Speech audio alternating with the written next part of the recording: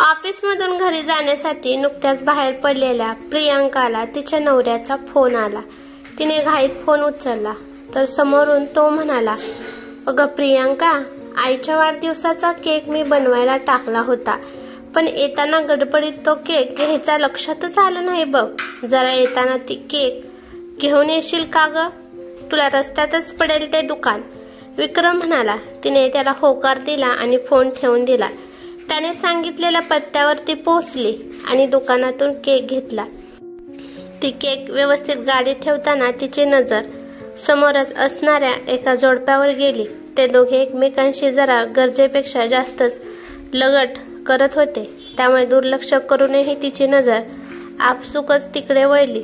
जवळपास 40शीचा असेल तो माणूस आणि ती मुलगी साधारण 25ची असेल। त्या माणसाला कुठेतरी पाहिल्यासारखे वाटले प्रियांकाला, पण नीट काहीच आठवत नव्हतं, पण कुठेतरी पाहिलं हे मात्र नक्की। ती विचारातच तेथून निघाली। आज तिच्या सासूबाईंचा 60वा वाढदिवस होता। त्यांना सरप्राईज देण्यासाठी प्रियांकाने छान तयारी केली होती। दोघांनीही मिळून सासूबाईंचा छान वाढदिवस साजरा केला, पण राहून राहून प्रियांकाला त्या मगाच्या माणसाची आठवण येत होती। त्याला बहुधा तिने कुठेतरी पाहिले होते आणि अचानक तिला आठवले की हा तर तिच्या मैत्रिणीचा, ईश्वरीचा नवरा होता। साधारण 5 वर्षापूर्वी तिने त्याला त्याच्या लग्नात पाहिलं होतं। तिच्या मैत्रिणीच्या लग्नाचा फोटो अजून तिच्या मोबाईलमध्ये होता। तेव्हा थोडा वेगळा दिसायचा, आता मात्र जरा जास्तच स्थूल झाल्याने त्याला नीट ओळखता आलेलं नव्हतं। पण तो तिथे त्या मुलीसोबत काय करत असेल या विचाराने प्रियांकाला चैन पडेना।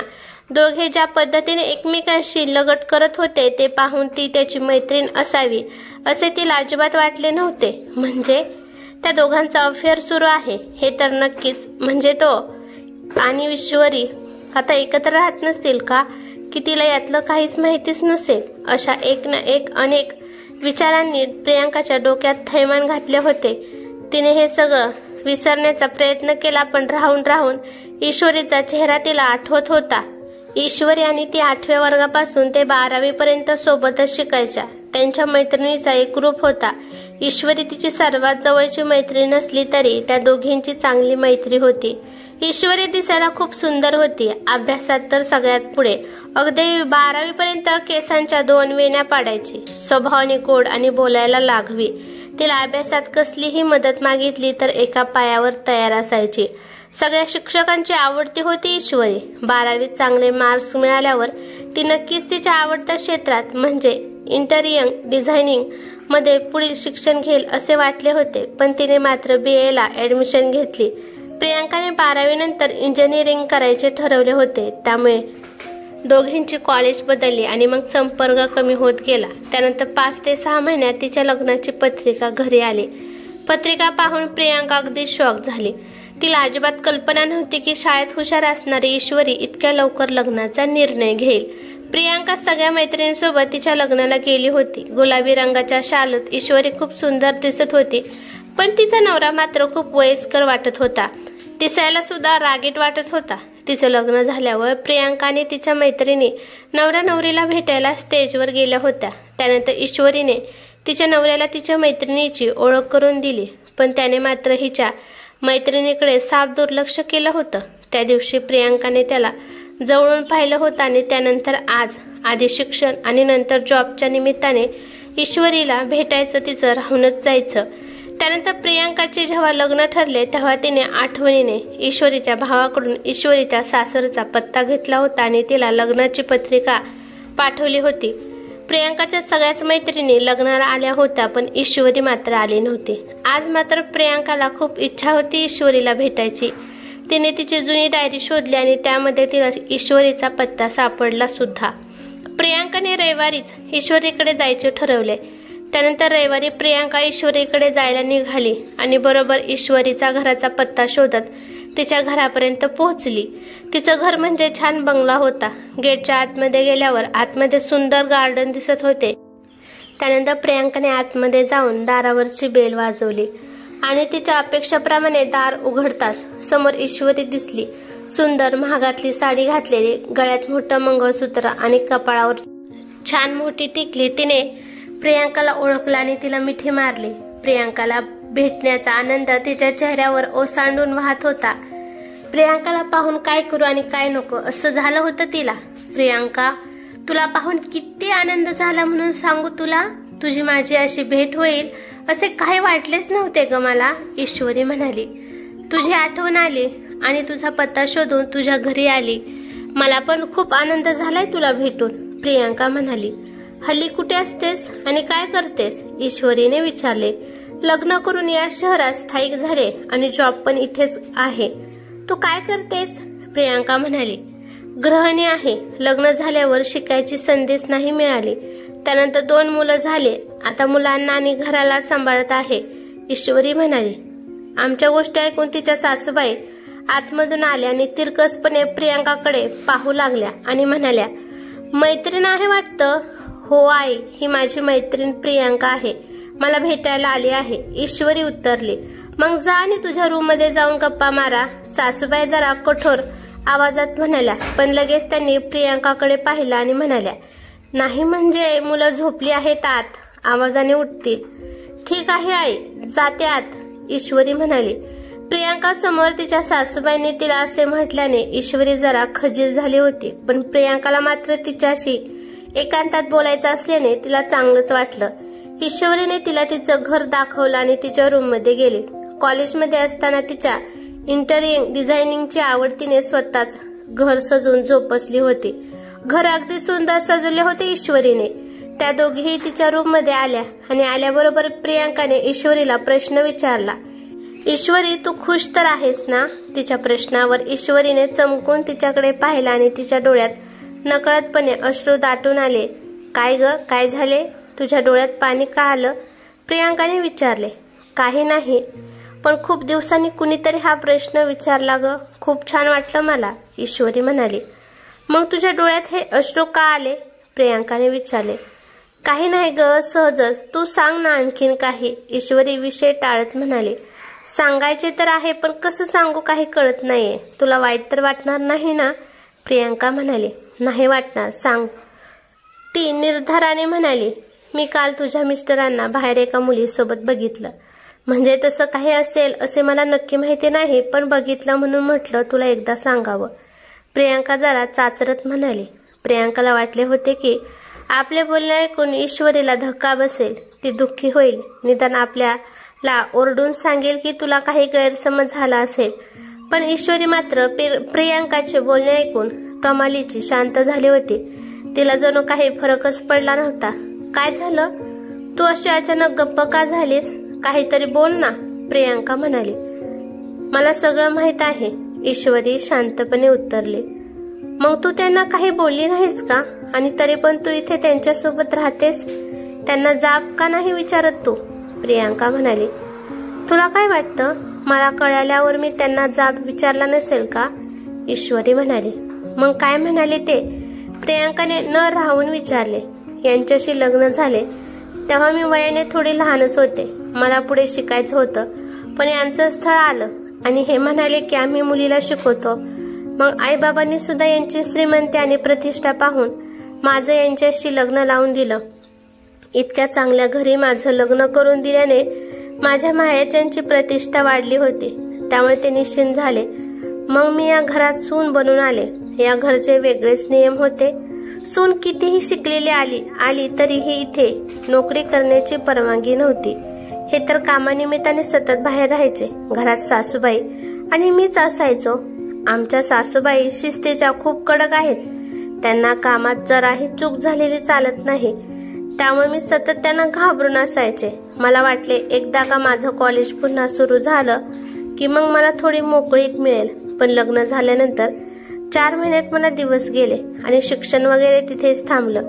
त्यानंतर मला मुलगा झाला आणि सगळं लक्ष मुलाकडे दिलं मी. त्याच्यानंतर 2 वर्षांनी दुसरा मुलगा झाला. मी माझ्या घरात बऱ्यापैकी स्थावर झाले होते आणि इतक्यातच एक दिवस मी चुकून यांचा मोबाईल बघितला. तेव्हा यांचे एका मुलीसोबत फार जवळचे फोटो पाहिले आणि मला धक्काच बसला. मी यांच्याशी खूप भांडले. त्यांना विचारलं की माझ्यात काय कमी आहे. आमच्या 2 मुलांची आठवण करून दिली त्यांना, पण त्यांना काहीच फरक पडला नाही. ते म्हणाले की पुरुषांसाठी हे नॉर्मल गोष्ट आहे. बायको घरात असताना अनेक पुरुष लफडी करतातच. त्यांनी काही वाईट केले असे त्यांना जराही वाटत नव्हते. मग मी त्या मुलीचा पत्ता मिळवला आणि तिच्याशी जाऊन भांडले. पण तिलाही फक्त यांच्याकडून मिळणाऱ्या पैशाशी मतलब होता, म्हणून तिच्यावर माझ्या बोलण्याचा काहीच परिणाम झाला नाही. उलट की तिला बोलले हे तिने यांना सांगितले आणि त्या दिवशी यांनी घरी येऊन मला खूप मारले आणि दुसऱ्या दिवशी माहेरी नेऊन सोडले. पण फक्त मलाच, माझ्या 3 आणि 1 वर्षाच्या मुलाला त्यांनी माझ्यासोबत येऊ दिले नाही. मी खूप रडले. त्यांना म्हटलं की माझा मुलगा अंगावरचे दूध पितो, त्याला तरी मला सोबत घेऊन जाऊ द्या. पण काहीच फरक पडला नाही त्यांना. माझ्या माहेरी मला सोडल्यावर माझ्या घरच्यांना ते म्हणाले की हिला समजावा की फक्त घरात लक्ष दे म्हणून, बाकी काही कामात लक्ष दिलेस तर कायमची माहेरीच राहा म्हणाव. आणि मला माझ्या माहेरी ठेवून ते त्यांच्या घरी निघून गेले. माझ्या माहेरचे मात्र माझ्यावर खूप रागाने भरले. त्यांना वाटले की मीच काहीतरी चुकीचे केले असेल. तेव्हा मात्र त्यांना मी सांगितले की यांचं बाहेर अफेअर सुरू आहे. माझ्या घरचे थोड्या वेळ माझ्यासाठी हळहळले आणि थोड्या वेळाने आई म्हणाली, बाईचा जन्म सहन करण्यासाठीच झाला आहे बाळा, आणि तुला तर काहीच कमी नाही तिथे. नवरा आज नाही तर उद्या सुधारेलच, पण मुलांसाठी तुला हे सहन करावेच लागेल बाई. मनातलं दुःख मनातच ठेव आणि जा नवऱ्याच्या घरी परत. नाही आई, मला आता त्या माणसाच्या घरी जायचं नाही. त्याने खूप त्रास दिलाय ग मला. त्यांची चूक असताना मला खूप मारले आहे त्यांनी. आपण जाऊन माझ्या मुलांना तिथून घेऊन येऊ आणि परत नाही जाणार मी तिथे. मी म्हणाले, मग 2 मुलांना घेऊन कुठे जाणार आहेस? बाबांनी प्रश्न विचारला आणि मी एकदम स्तब्ध झाले. मला वाटलं आई बाबा म्हणतील की आता तू इथेच राहा, नवऱ्याच्या घरी जायची काहीच गरज नाही. पण त्यांनी पूर्णपणे माझी जबाबदारी झटकली होती. ते कमीच बोलले होते, पण त्यांच्या बोलण्यातून मला त्यांचा निर्णय कळला होता. आधी जेव्हा मी माहेरी काही दिवसांसाठी पाहुणी म्हणून यायचे तेव्हा घरचे सगळेच मला खूप मानाने वागवायचे. पण आजच ही परिस्थिती होती तर मला हे माझ्या 2 मुलांसह माहेरी ठेवून घेणार होते का? मला कळून चुकलं की आपल्याला इथे आधार मिळणार नाही आणि दुसरीकडे कुठे जायला जागाही नव्हती. त्यात शिक्षणही कमी, त्यामुळे नोकरी सुद्धा मिळणं कठीण. आणि काही झालं असतं तर माझ्या नवऱ्याने माझ्या 2 मुलांचा ताबा मला कधीच मिळू दिला नसता. आणि आई सुद्धा म्हणाली की तुझ्या नवऱ्याने मनात आणले तर त्याला लगेच दुसरी बायको मिळेल आणि तू मात्र आयुष्यभर तुझ्या मुलांना पाहायला सुद्धा मिळणार नाही आणि मुलांशिवाय मी जगू शकले नसते. इतकी वर्ष माझं सर्वस्व मी फक्त त्यांच्या घराला दिलं. स्वतःचं असं काहीच नव्हतं ग माझ्याकडे. मैत्रिणीशी संपर्क तर केव्हाच तुटला होता. मग मनाला समजावलं, म्हटलं की आता हेच तुझं नशीब आहे. जे आहे ते स्वीकारून जगशील तर निदान तुला तुझ्या मुलांसोबत राहता तर येईल. डोक्यावर हक्काचं छप्पर असेल आणि माझ्यावर जरी नसतं तर माझ्या मुलांवर त्यांचं प्रेम होतं. मग दुसऱ्या दिवशी नवऱ्याच्या घरी परत आले. माझ्या परत येण्याला माझ्या नवऱ्याने माझी मूकसंमती समजले आणि जे आजवर लपून छपून चाललं होतं ते आता सर्वांच्या समोर होऊ लागलं. म्हणून आता जाब वगैरे विचारण्याचा तर संबंधच येत नाही. मी त्यांना जास्त प्रश्न विचारणे ही सोडूनही दिले होत आहे. आता मी फक्त माझ्या मुलांसाठी जगत आहे. त्यांना चांगले संस्कार मिळावे म्हणून प्रयत्न करत आहे. माझी मुलंच माझं जग आहे आणि जे घडतंय ते उघड्या डोळ्यांनी पाहण्या वाचून माझ्याकडे दुसरा कोणताच पर्याय नाही. ईश्वरी एका दमात एवढं सगळं बोलून गेली आणि प्रियांका सुद्धा ऐकून दंग झाली. यावर जास्त काही न बोलता प्रियांकाने ईश्वरीचा निरोप घेतला आणि तिच्या घरी निघाली. मनात मात्र असंख्य प्रश्न होते. तिला आज माहिती पडलं की काही स्त्रिया या खरंच इतक्या लाचार असतात की त्यांच्याकडे सहन करण्या वाचून इतर कुठलाही पर्यायच नसतो. सगळ्यांना एक घाव 2 तुकडे म्हणून लगेच घटस्फोट घेता येत नाही. सगळं काही बघून सुद्धा गप्प राहावं लागतं. तिच्या मनात राहून येत होतं की जर ईश्वरी पुढे शिकली असती तर तिला निदान एवढं लाचारीचं जगणं जगावं लागलं नसतं.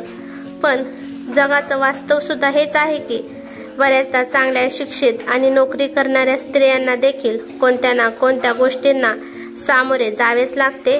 या सगळ्यामधून प्रियांकाला एक गोष्ट ठरवून समजली. स्त्रिया कितीही शिक्षित, सामर्थ्यशाली किंवा सक्षम असल्या तरी आयुष्यात अनेकदा अशा परिस्थितींना सामोरे जावे लागते ज्या त्यांच्या हाताबाहेर असतात. काही वेळा सहन करण्यावाचून इतर कोणताही पर्याय उरत नाही, पण जरी परिस्थिती कितीही कठीण असली तरी धैर्य आणि संयम राखून मुलांसाठी आणि कुटुंबासाठी योग्य निर्णय घेणे महत्त्वाचे आहे। जगात प्रत्येक स्त्रीला काही ना काही अडचणींचा सामना करावा लागतो, पण तिच्या प्रेम, धैर्य आणि स्वावलंबामुळे ती त्या अडचणीवर मात करू शकते। प्रियांकाला कळले की आपल्याला कितीही त्रास झाला तरी आपल्या मुलांसाठी आणि स्वतःसाठी लढत राहणे आवश्यक आहे। मी ही कथा आपल्याला शिकवते की जीवनात येणाऱ्या आव्हानांना सामोरे जाताना धैर्य, संयम आणि सकारात्मक दृष्टिकोन किती महत्त्वाचा आहे। ही कथा कशी वाटली ते मला कमेंट करून नक्की सांगा। कथा आवडली तर लाईक, शेअर नक्की करा आणि चॅनलवरती नवीन असाल तर चॅनलला सबस्क्राईब करा। धन्यवाद।